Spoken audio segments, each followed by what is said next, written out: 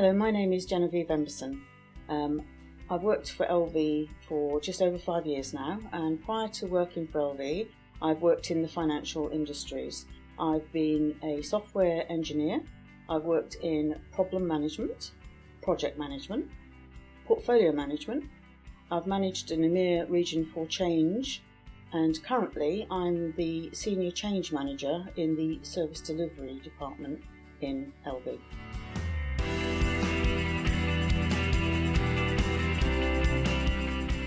What I wanted to talk to you about today is the journey that LV have been on in the change management area. I joined the change management team in May 2012, and the whole point of my joining the team was to look at where it was going, what was happening, how could it be improved, and how could we place ourselves to be a best of breed within the company. Within a controlled way, but moving things forward.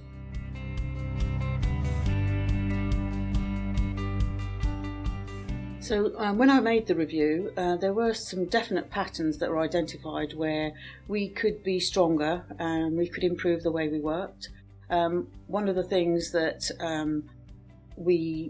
I focused on was the fact that incidents caused by change and trying to improve the way that we managed those changes, those releases into production, in a way that would ensure that we increased throughput but reduced impacts. So one of the first things I introduced was something called a quarantine list. Now that might sound really strange, but basically if a change caused an incident, the product or the service that was impacted then went on a quarantine list, and no changes were allowed to be made to that product unless, other than going through the CAB, the Change Advisory Board, for 3 months. It had to have a 3 months clean bill of health before it was allowed to do online changes again. And it was a way of making people realise that they had to think carefully and plan carefully around their releases before they went in.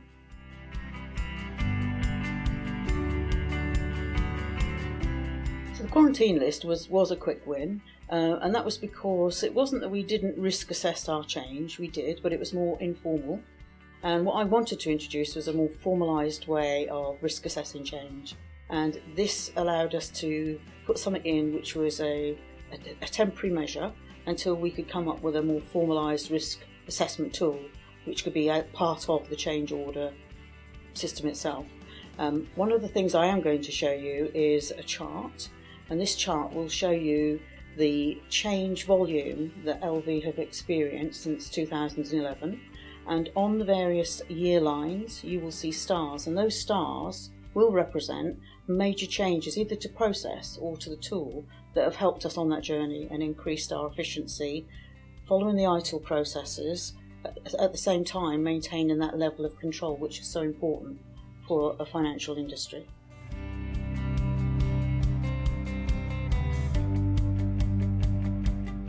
So having introduced the quarantine list, it was a short-term measure. The next idea was to then work on risk assess change, formal risk assess change. So this meant working with all the technical teams, the development teams, to come up with the questions that would answer and make sure that we were protecting production when we put something in there live, to weight them correctly.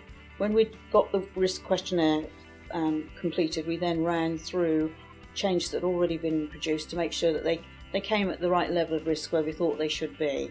Having done that, it then allowed us to introduce a new type of risk called a fast track low risk change, which could be processed within 1 business day. And this allowed the low level risks to be processed really quickly, and allowed us to focus in the change advisory boards on the high level risks, critical risks, the ones that really needed the focus and needed to be discussed in more detail.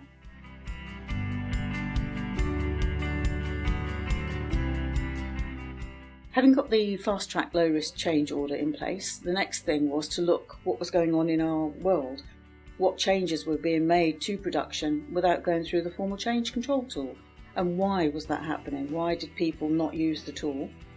It was talking to developers, technicians, the business areas, trying to understand what changes were they making, what did they do, what did they need, how could we address those needs within the change tool so that we could have a level of control, but at the same time the speed of delivery that they needed, and to protect our production environment.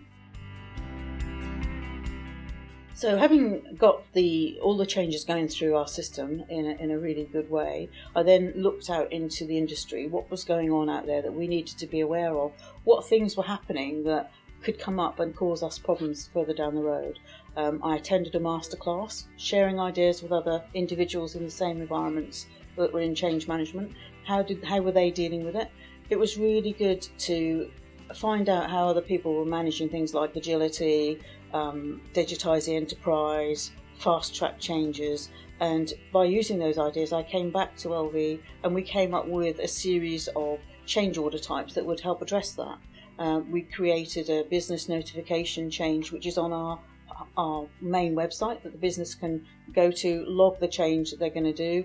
That's all they do. We then raise a change order on their behalf, but it gives us that visibility of what they're doing through GUI interfaces, etc., things that wouldn't need technology to help. And that's given us a better view of the change that's happening in our production environments, especially if there happens to be an incident. So the incident managers have a better way of seeing what is changing.